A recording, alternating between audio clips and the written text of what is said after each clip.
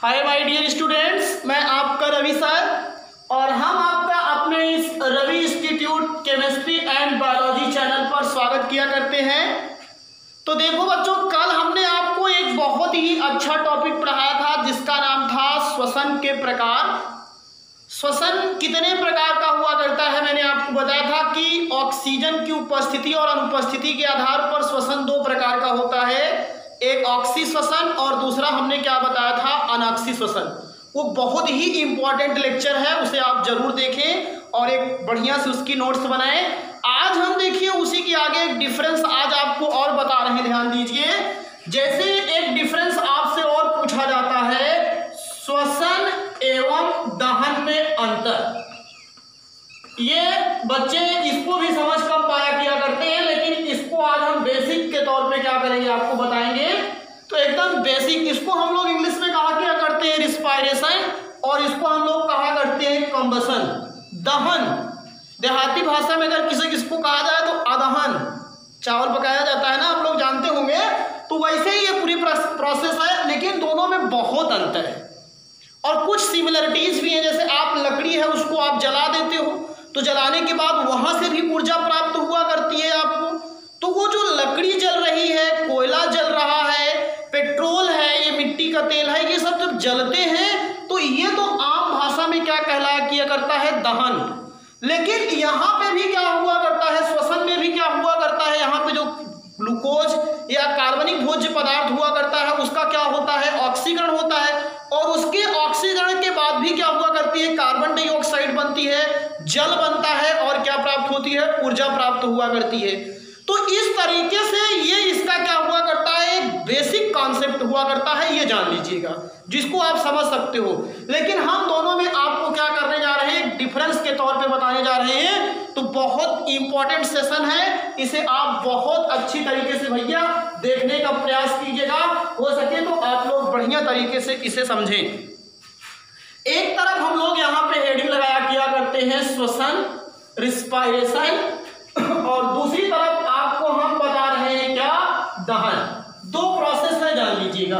ये आपका श्वसन एक रिस्पायरेशन है और ये क्या हुआ करता है, एक दहन। चलिए सबसे पहली चीज ध्यान दीजिए, श्वसन एक जैविक ऑक्सीकरण की क्रिया है। श्वसन एक कैसी क्रिया हुआ करती है, जैविक ऑक्सीकरण है। जैविक ऑक्सीकरण का मतलब क्या होता है कि जो भोज्य पदार्थ हुआ करता है इसमें जिसका ऑक्सीकरण होना होता है वो जीवित जुधारी के अंदर होता है।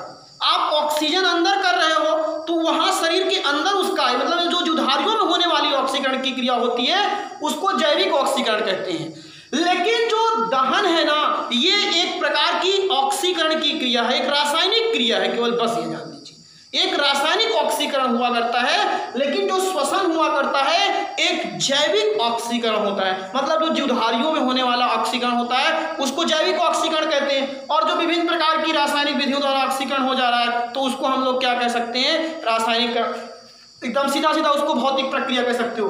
तो एकदम सीधा सीधा यह एक जैविक, मतलब जो जीवधारियों में होने वाली प्रक्रिया है, जैविक ऑक्सीकरण होता है। यह कैसा हुआ करता है, एक जैविक ऑक्सीकरण होता है। दे आर बायोटिक ऑक्सीडेशन, एक जीवित जुधारियों में होने वाली प्रक्रिया है। और ये जो हुआ करता है यह बताया जाता है, यह एक क्या हुआ करता है, रासायनिक ऑक्सीकरण है। यह एक क्या हुआ करता है, रासायनिक ऑक्सीडेशन होता है, मतलब इसमें क्या हुआ करती है, रासायनिक अभिक्रियाएं हुआ करती हैं, ये ध्यान दीजिएगा। तो एक क्या हुआ करता है, एक ये है रासायनिक ऑक्सीकरण होता है।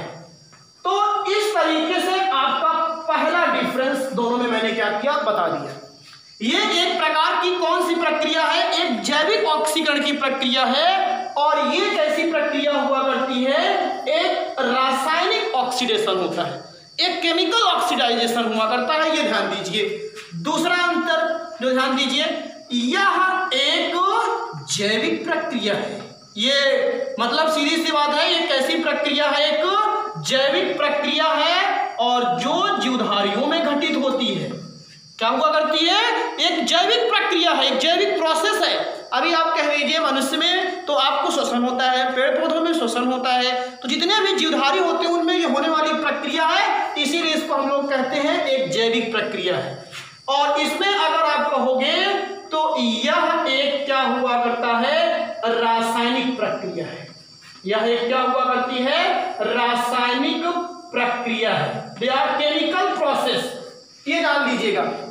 कहने का मतलब ये जीवित जीवधारियों में संपन्न हुआ करता है और ये क्या हुआ करता है, एक आपकी केमिकल प्रोसेस है, जो एक रासायनिक प्रक्रिया हुआ करती है, उसको हम लोग क्या किया कहा करते हैं, दहन किया करते हैं।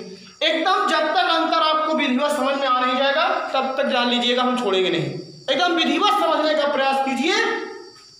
एक जैविक ऑक्सीकरण होता है और ये एक कैसा होता है, रासायनिक ऑक्सीकरण होता है।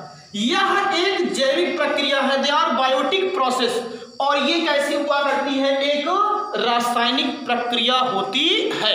अब तीसरी बात ध्यान दीजिए, अभी जैसे मैंने बताया था कि श्वसन की क्रिया के बाद जब हम क्या हुआ करता है, इसमें भोज्य पदार्थ का ऑक्सीकरण होता है, तो ऊर्जा जो मिलती है वो एटीपी के रूप में मिलती है। किसके रूप में, एटीपी के रूप में क्या हुआ करती है, प्राप्त होती है।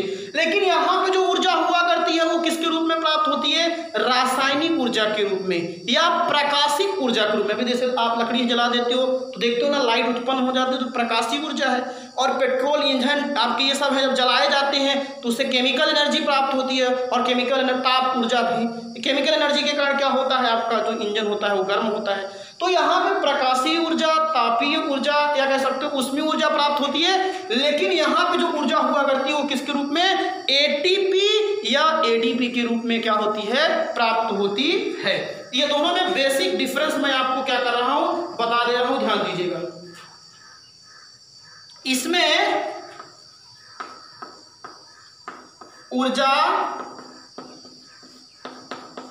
एडीपी या एटीपी, ये सब एडिनोसिन डाइफॉस्फेट आप जानते होंगे। ऊर्जा जगत का जो सिक्का है ये एटीपी और एडीपी को कहा जाता है। एडिनोसिन डाइफॉस्फेट, एडिनोसिन ट्राइफॉस्फेट, ये एनर्जी के कॉइन्स होते हैं जो आपके माइटोकॉन्ड्रिया में क्या होते हैं, क्रिस्टी में, ऑक्सीसोम में, ये एटीपी के रूप में संचित रहता है। और जब हमें कार्य करना होता है तो वही एनर्जी आवश्यक हो जाती है। इसमें ऊर्जा एटीपी या एटीपी के रूप में कोशिकाओं में संचित रहती है।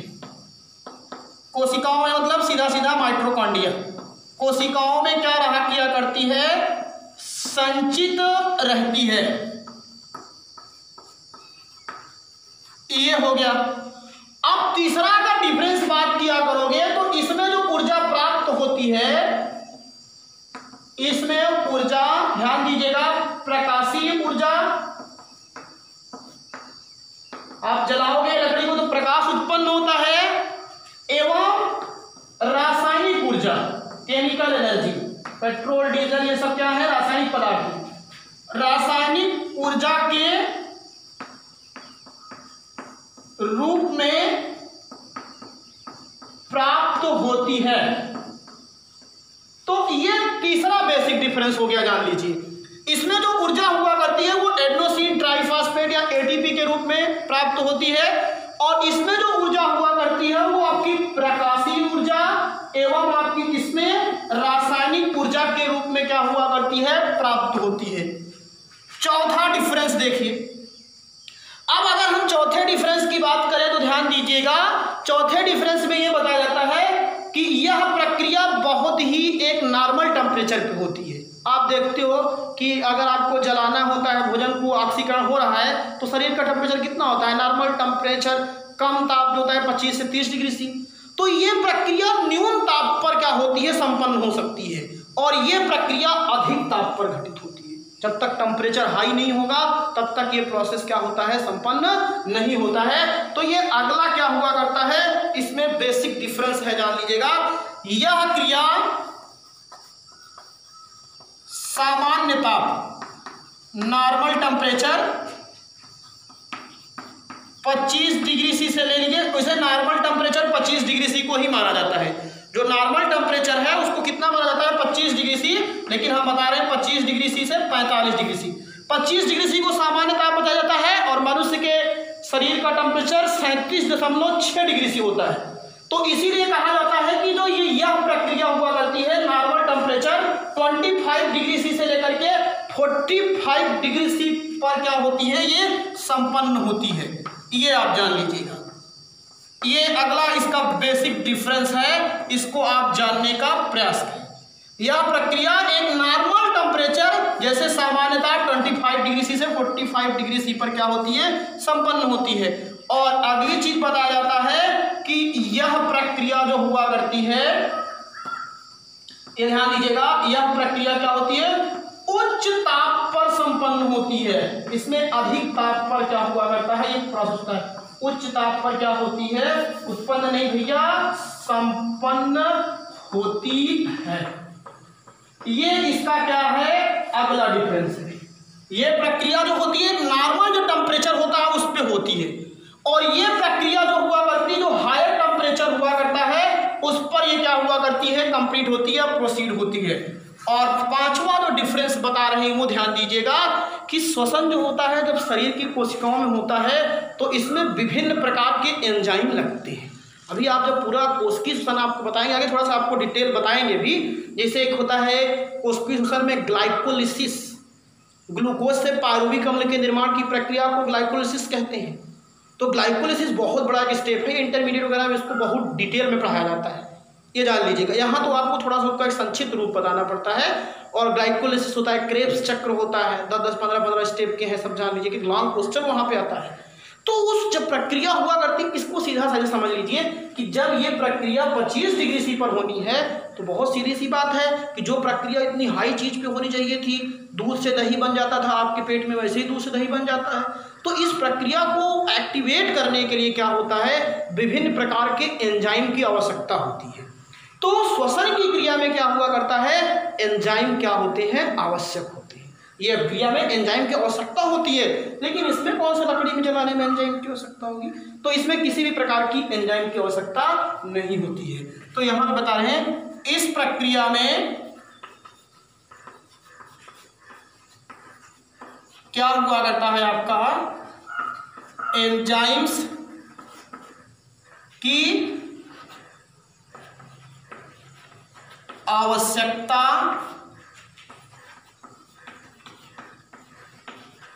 होती है। इस प्रक्रिया में किसकी आवश्यकता होती है, एंजाइम की आवश्यकता होती है। और अगला चीज इसमें यह बताया जाता है, इस प्रक्रिया में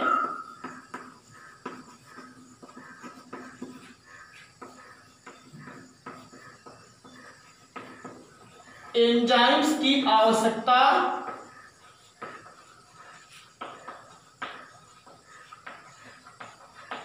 नहीं होती।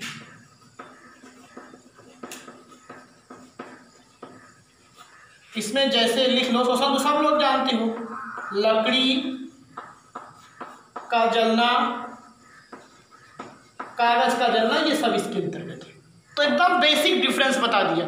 अब अगर आपसे कोई कभी भी पूछेगा कि श्वसन और दहन में क्या अंतर है, तो आप उसको एकदम सीधा सीधा आप जवाब दे सकते हो, यह एक जैविक ऑक्सीकरण है, यह एक रासायनिक ऑक्सीकरण है, यह एक जैविक प्रक्रिया है मतलब जुधारियों में संपन्न होती है, यह एक रासायनिक प्रक्रिया है जो जुधारियों में संपन्न नहीं होती है। इसमें ऊर्जा एटीपी के रूप में कोशिकाओं में संचित रहती है, इसमें ऊर्जा प्रकाशीय ऊर्जा और रासायनिक ऊर्जा के रूप में प्राप्त होती है।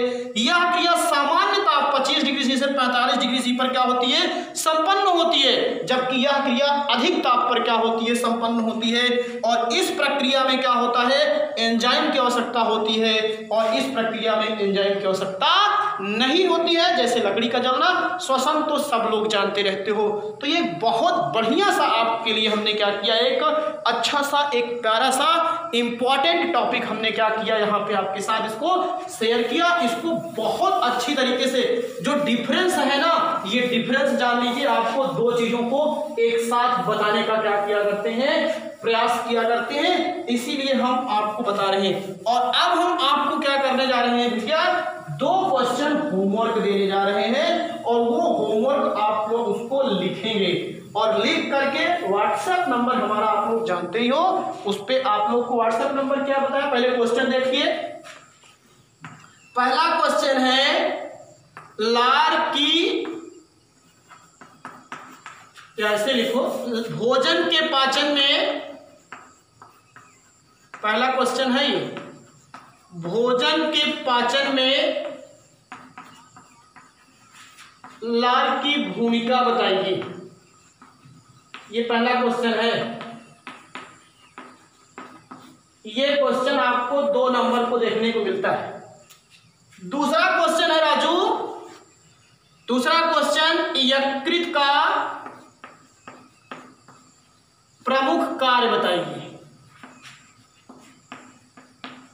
ये दूसरा क्वेश्चन। आप 2 क्वेश्चन जो हमने पढ़ाया है वहां से चाहे आपको याद होगा, इसको बढ़िया सा लिखेंगे कॉपी में, रब की कॉपी में जैसे लिखते हो, क्या इसको आप टिक करके कहीं से भी लिखेंगे। और ये हमारा व्हाट्सएप नंबर है 8601346503। इस व्हाट्सएप नंबर पे अगर आप नहीं ऐड हैं, पहली बार ऐड आ रहे हैं, तो आप अपना नाम और फिर अपना एड्रेस इसको लिख करके और इसका आंसर आप लोग सेंड कीजिएगा, और उसके बाद फिर हम आपको अपने व्हाट्सएप की लिस्ट में ऐड कर लेंगे। और फिर जब भी कभी क्वेश्चन पूछेंगे, बताएं, आप क्वेश्चन देंगे, कोई भी प्रॉब्लम होगी तो वहीं पे आप उसको शेयर कर सकते हो। तो इस तरीके से ये क्लास यहीं पे क्लोज करते हैं। थैंक यू, धन्यवाद।